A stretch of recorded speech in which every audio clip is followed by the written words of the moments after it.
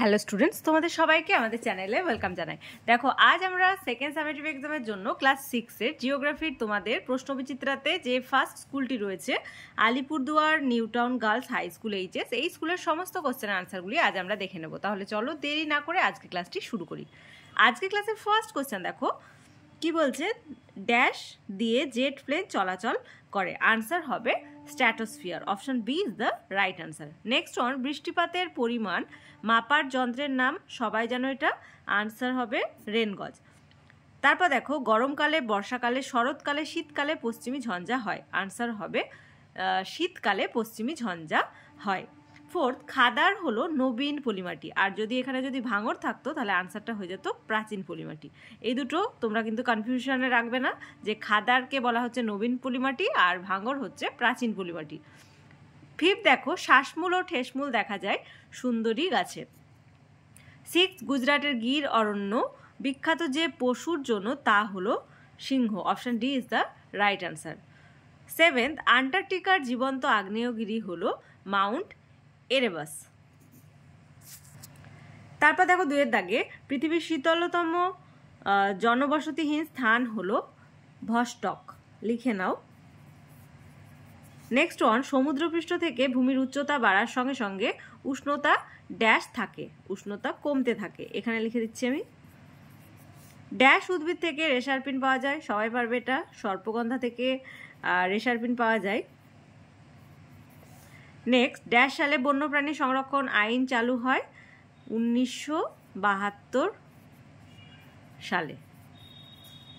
Third দেখো, মানে তিনের দাগের ফার্স্ট, আবহাওয়ার পূর্বাভাস কিভাবে আমাদের সাহায্য করে তা দুটি উদাহরণের মাধ্যমে বুঝিয়ে লেখো। এর আনসার আমি স্ক্রিনে দিয়ে দেবো, সেখান থেকে তোমরা লিখে নেবে।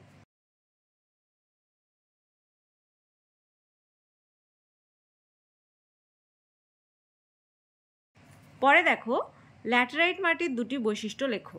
ল্যাটেরাইট মাটির প্রথম বৈশিষ্ট্য দেবে যে খুব বেশি উষ্ণতা ও বৃষ্টিপাতযুক্ত অঞ্চলে যেখানে পর্যায়ক্রমে শুষ্ক ও আর্দ্র ঋতু দেখা যায় সেখানে এই মাটি সৃষ্টি হয় একটা।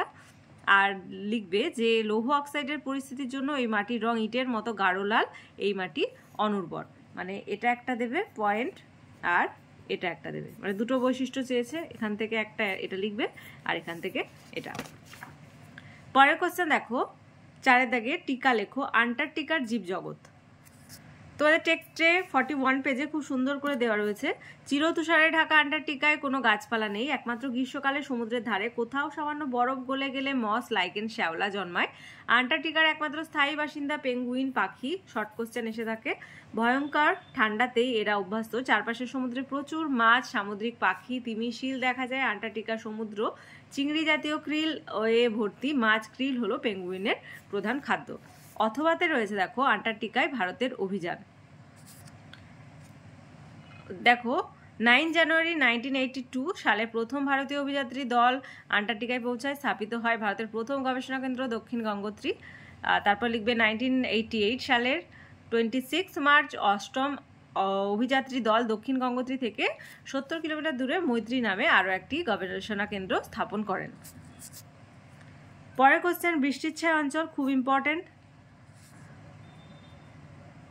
দেখো 81 পেজে রয়েছে যে বঙ্গোপসাগর থেকে কোন বায়ু, মৌসুমী বায়ু উত্তর দিকে প্রবাহিত হয়ে মেঘালয়ের গারো খাসি জয়ন্তিয়া পাহাড়ে বাধা পেয়ে প্রচুর বৃষ্টিপাত ঘটায়। মেঘালয়ের মৌসিনরাম অঞ্চলে এই বায়ুর প্রভাবে পৃথিবীর মধ্যে সবচেয়ে বেশি বৃষ্টিপাত হয়। এই বায়ুর ফলে গোটা পশ্চিমবঙ্গ প্রচুর বৃষ্টিপাত হয়। আবার আরব সাগর থেকে এই বায়ু ভারতে প্রবেশ করে পশ্চিমঘাট পর্বতের পশ্চিম ঢালে প্রচুর বৃষ্টিপাত ঘটায়। পশ্চিমঘাট পর্বতের পূর্ব ঢালে এসে পৌঁছালে জলীয় বাষ্প কমে যাওয়ার জন্য এই বায়ুর প্রভাবে বৃষ্টি কমে যায়, একে বৃষ্টিচ্ছায় অঞ্চল বলে। তারপর কি রয়েছে, লু ও আঁধি।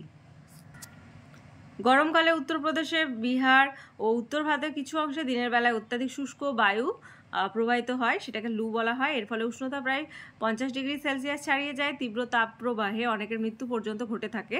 পশ্চিম ভারতে তখন এই তাপপ্রবাহের সাথে প্রচণ্ড ধূলিঝড়ের সৃষ্টি হয়, তাকে আঁধি বলা হয়।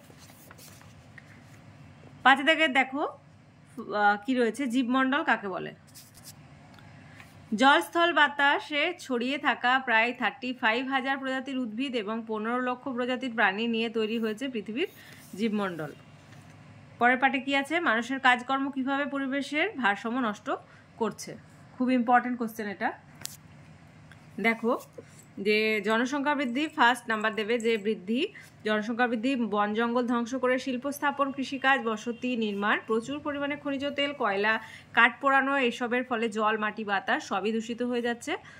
নেক্সট লিখবে যানবাহন এবং শিল্প কারখানা থেকে বিষাক্ত গ্যাস বাতাসে মিশছে। এই গ্যাসগুলো পৃথিবীর চারিদিকে এমন এক আবরণ তৈরি করে যা পৃথিবী থেকে জীবগুলো জীবন ধারণের প্রয়োজনের অতিরিক্ত তাপকে মহাশূন্যে ফিরে যেতে বাধা দেয়। দিনের পর দিন এই তাপ পৃথিবীর উষ্ণতাকে বাড়িয়ে দিচ্ছে। একে বিশ্ব উষ্ণায়ন বলে। তোমাদের কোশ্চেনে দিয়ে থাকে যে বিশ্ব উষ্ণায়ন কি বা কাকে বলে, তখন তোমরা এখান থেকে এতটা লিখতে পারো। ফলে মেরুর বরফ গলে গিয়ে সমুদ্র জলতলের উচ্চতা বেড়ে চলেছে। বিশ্ব উষ্ণায়নের ফলে প্রবল বন্যা, তীব্র খরা, বিধ্বংসী ঝড়, মরুভূমির প্রসার, তাপপ্রবাহ, এমনকি শস্যহানি থেকে দুর্ভিক্ষ, মহামারী পর্যন্ত হতে পারে। আর পরের দেবে নাম্বার ফ্রিজ, এসি, বেশি কিছু রাসায়নিক দ্রব্য থেকে ক্ষতিকর গ্যাস বায়ুমণ্ডলের ওজোন স্তরে পৌঁছে আমাদের এই রক্ষা কবচকে নষ্ট করে দিচ্ছে।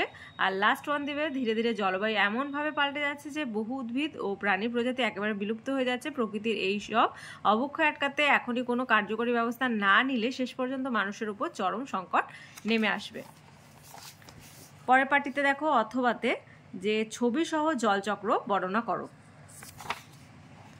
দেখো জল কখনো মেঘ, কখনো বৃষ্টি, আবার কখনো কঠিন বরফ, তুষার রূপে আকাশ আর পৃথিবীর মধ্যে ক্রমাগত আবর্তিত হয়ে চলেছে। জলের এই চক্রাকার আবর্তন হলো জলচক্র। জলচক্রের মাধ্যমে পৃথিবীতে জলকে তরল, কঠিন এবং বাষ্পীয় 3 অবস্থাতেই পাওয়া যায়।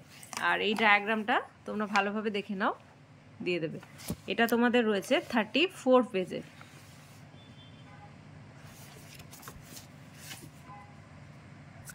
তাহলে আজকে দেখো Alipurduar new town girls high school এই স্কুলের সমস্ত কোশ্চেনের আনসারগুলি আজ আমরা দেখে নিলাম। ক্লাসটি ভালো লেগে থাকলে অবশ্যই একটা লাইক দেবে আর ভিডিওটি বন্ধুদের সঙ্গে অনেক অনেক অনেক বেশি করে শেয়ার করবে। আর আজকে ক্লাস যারা প্রথমবার এসেছো তারা অবশ্যই চ্যানেলটি সাবস্ক্রাইব করে নিও এবং পাশে থাকা বেল আইকন প্রেস করে রাখবে, যাতে করে আগামী দিনের সমস্ত ভিডিও সবার আগে তোমাদের কাছে পৌঁছে যায়।